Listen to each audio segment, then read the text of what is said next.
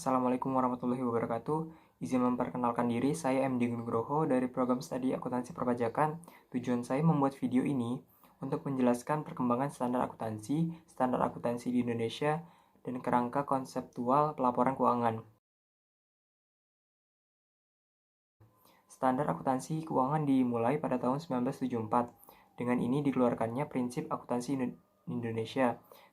Kemudian di tahun 1994, muncullah kata PSAK, lalu di tahun 2008, Indonesia berkomitmen mendukung IFRS sebagai standar akuntansi global. Dikarenakan IFRS selalu berkembang, maka di tahun 2010, konvergensi IFRS efektif sampai tahun 2012, lalu diupdate PSAK di tahun 2014, 2018, dan 2020, PSAK 74 kontrak asuransi.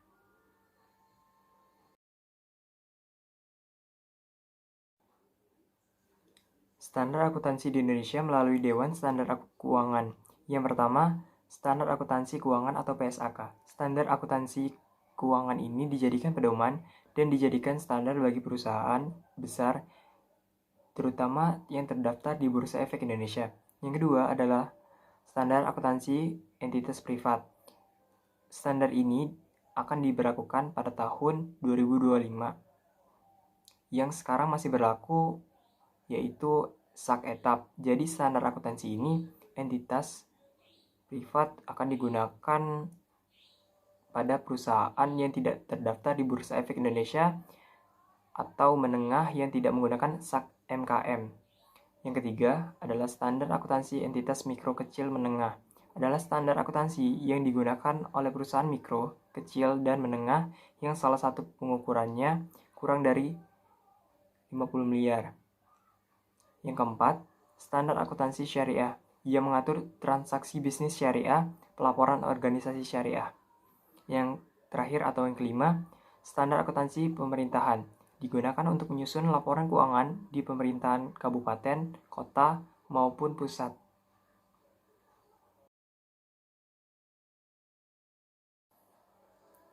Kemudian, kerangka konseptual pelaporan keuangan disahkan pada tanggal 11 Desember 2019 yang menggantikan kerangka konseptual yang berlaku efektif 1 Januari 2016. Jadi di dalam KKPK terdapat beberapa bab. Yang pertama, tujuan. Tujuannya adalah menyediakan informasi keuangan tentang entitas pelapor yang berguna untuk investor dan investor potensial, pemberi jaminan kreditor lainnya, dalam membuat keputusan tentang penyediaan sumber daya kepada entitas. Yang kedua, karakteristik informasi keuangan yang berguna. Beberapa ciri informasi yang berkualitas. Yang pertama itu relevan, yaitu nilai prediktif. Kemudian representatif, yang tepat, yaitu secara lengkap, netral, bebas dari kesalahan. Yang ketiga yaitu laporan keuangan dan laporan keuangan entitas pelapor. Entitas pelapor yaitu laporan keuangan konsolidasian dan tidak dikonsolidasikan dan laporan keuangan. Yang keempat, unsur-unsur laporan keuangan yaitu aset, liabilitas, ekuitas, penghasilan, dan beban. Yang kelima, pengakuan dan penghentian pengakuan. Syarat utama untuk mencatat transaksi yaitu transaksi tersebut mengakibatkan manfaat ekonomi akan masuk ke perusahaan atau keluar dari perusahaan. Selanjutnya, mempunyai biaya yang dapat diukur secara handal. Yang keenam, pengukuran. Dasar pengukurannya yaitu biaya historis, nilai kini, nilai wajar, nilai pakai, dan nilai pemenuhan. Yang ketujuh, penyajian dan pengungkapan. Sebagai alat komunikasi, untuk klasifikasinya yaitu klasifikasi aset dan liabilitas, ekuitas, penghasilan, dan beban, menyangkut laba atau rugi, dan penghasilan. Dan yang terakhir atau ke-8 yaitu konsep modal dan pemeliharaan modal. Konsep keuangan ini dianut sebagian besar entitas dalam penyusunan laporan keuangan seperti uang, daya beli yang diinvestasikan.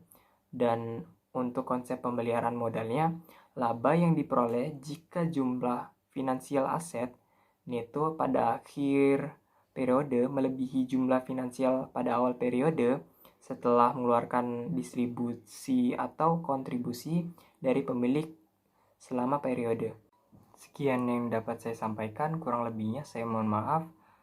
Saya akhiri, wabillahi taufiq wal hidayah. Wassalamualaikum warahmatullahi wabarakatuh.